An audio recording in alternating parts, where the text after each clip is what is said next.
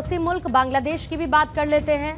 अपना देश संभल नहीं रहा, चले हैं आंख भारत को दिखाने। बांग्लादेश में तख्तापलट होने के बाद भी हालात सामान्य नहीं है। हिंदुओं पर अत्याचार होने के बाद इंटरनेशनल प्लेटफॉर्म पर खुद की फजीहत करा चुके कट्टरपंथी जमात के लोग अब नया राग अलाप रहे हैं। 1 महीने पहले बांग्लादेश की तत्कालीन प्रधानमंत्री शेख हसीना भारत आई।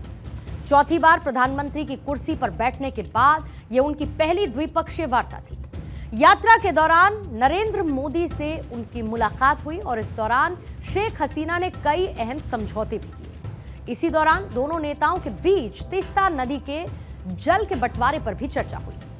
लग रहा था कि लंबे समय से चला आ रहा यह विवाद सुलझ जाएगा, लेकिन इसी बीच बांग्लादेश में होता है तख्तापलट।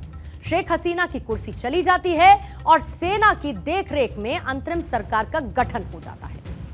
बांग्लादेश में बीते कुछ समय में जिस तरीके का पॉलिटिकल चेंज हुआ, उसका इंपैक्ट अब देखने को मिलने लगा है। शेख हसीना के पीएम पद से हटने के बाद बांग्लादेश में मोहम्मद यूनुस की लीडरशिप में एक इंटरिम गवर्नमेंट बनी। बांग्लादेश की नई सरकार चीन और पाकिस्तान के ज्यादा करीब दिखती है। दरअसल बांग्लादेश की इंटरिम गवर्नमेंट ने भारत के प्रति एक एडमेंट रवैया अपनाया हुआ है। तीस्ता जल विवाद को अंतर्राष्ट्रीय मंच पर ले जाने की बात कह रहे हैं।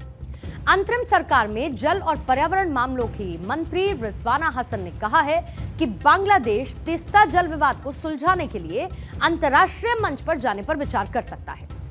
तीस्ता पर पश्चिम बंगाल की मुख्यमंत्री ममता बनर्जी के रुख का जिक्र करते हुए रिजवाना ने कहा कि मोहम्मद यूनुस की सरकार दोनों देशों के बीच साझा नदियों से जुड़े हुए मुद्दों को जोरदार तरीके से उठाए। उन्होंने कहा कि भारत में ममता बनर्जी कहती हैं कि वो अपने लोगों को वंचित करते हुए हमें पानी नहीं देगी और इसीलिए हम तीस्ता के किनारे रहने वाले अपने लोगों की आकांक्षाओं को सामने लेकर आएंगे।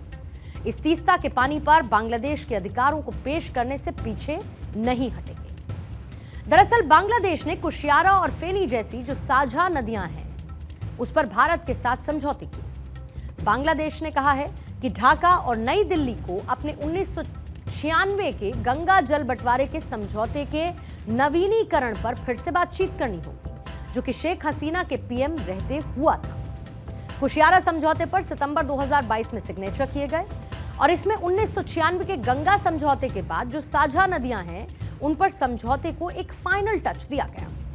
हालांकि इसके बाद से वार्ता में कोई खास प्रगति नहीं हुई, प्रोग्रेस नहीं दिखी। साल 2007 आया, बांग्लादेश ने तीस्ता जल का 80% दोनों देशों के बीच समान रूप से साझा करने की पेशकश की। जो बचा हुआ 20% था, नदी के लिए उसको रिजर्व कर दिया, जिसे भारत ने स्वीकार नहीं किया।